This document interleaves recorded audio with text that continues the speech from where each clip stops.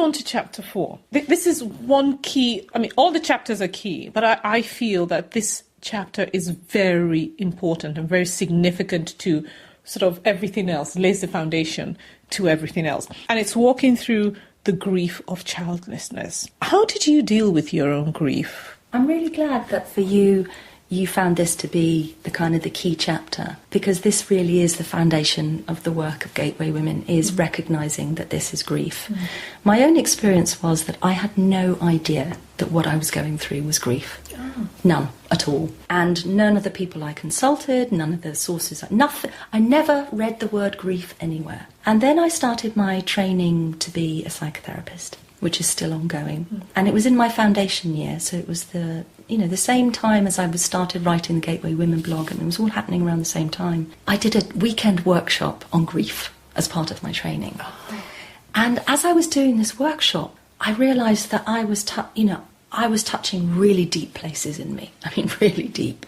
And I actually went up to the facilitator at lunchtime on the first day, which was brilliantly my birthday, of course, and, talked to her about, how powerful I was finding this, and, if it was kind of okay in a way. And she said something to me which was really, really actually very affirming as well. She says, you have a gift for going very deep, but also for coming back. And it gives people permission to go there. And it was a beautiful thing to know about myself, because I just thought maybe I'm just oversensitive or, And then, but over the course of that week and learning about grief, I thought, oh my goodness, this is what's happening. This is what's happening. No wonder I'm connecting with this material so profoundly. Is because I understood that for the first time this was grief. And that was absolutely transformative. I've got goosebumps now. It was just transformative for me, because it took me time. I did a lot of reading and a lot more work around the subject. And then that autumn was the very first time I delivered my first kind of Gateway Women group. It was the very first time I shared with other women that this was grief, and discussed one, the most famous grief model, which is the DABTA model, Elizabeth Kubler-Ross's model, and started to apply it to childlessness, and the fit was very tight. Wow. I said I really connected with this chapter, and I love the quote that you have at the start of the chapter. It says, I have to believe that grief is a gift of love. We cannot grieve that which we have not loved. We cannot be healed from loss of that love without grief. I love it so much. You came up with this. Yes, I mean, it's lovely. I love to hear myself being quoted. Yeah, I know. It's fantastic. And people might think, hearing this think it's extreme because you haven't had a child, then it's loss of something you've not known or you've not had. But if it's been a dream of yours to always, that is really what the grief is about. Absolutely. It's the loss of that dream. It's also the loss of the future identity of motherhood. The collateral losses of not being a mum are massive. It's not just never giving birth, never having a child, never making a birthday cake, never having the first day at school, never having a family holiday, never standing with your siblings and watching your children play together, never giving grandchildren to your parents, never being part of the community of mothers, never having the status of another. It goes on, and it lasts a lifetime, that loss. Even, the loss of a dear partner, there is a possibility of meeting another one. But this is a loss that is, it's so irrevocably profound. And the quote that you pulled out from the book is, this is through all the work I've done around grief, because I realised that when we love someone, when we have a relationship and we love someone and we break up from them and we have heartbreak, that is grief. But that heartbreak is the process of healing us from that love. And I've come to see grief as actually the shadow side of love, like the dark side of the moon. We have to rotate through that in order to be healed, for our heart to be healed, so that we can love again. If we had not loved those children, we would not be grieving. Yeah. So the fact that we are grieving proves that we loved them.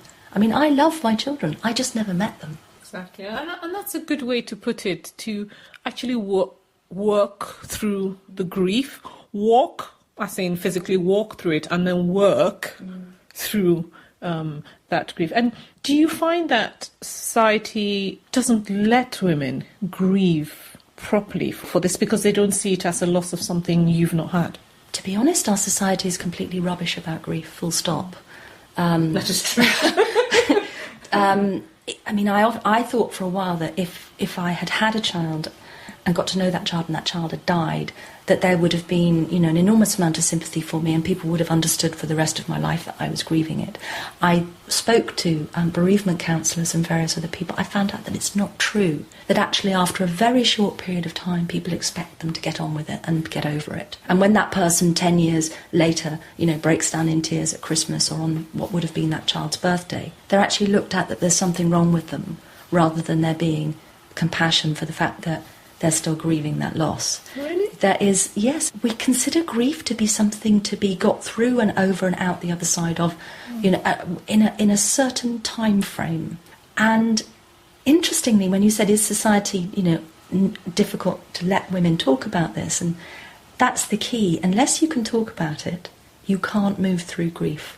Because one of the things I say in my book, and this is also my own belief about grief, is that grief is a dialogue, not a monologue.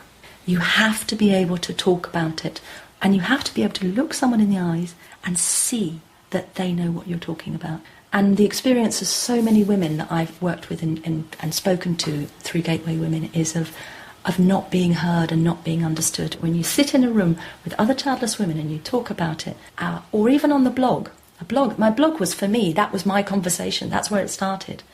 You know, when those women wrote back to me and said, I had no idea anyone else thought that, my heart was like, oh, thank God. You know, I thought I was going crazy, Viv.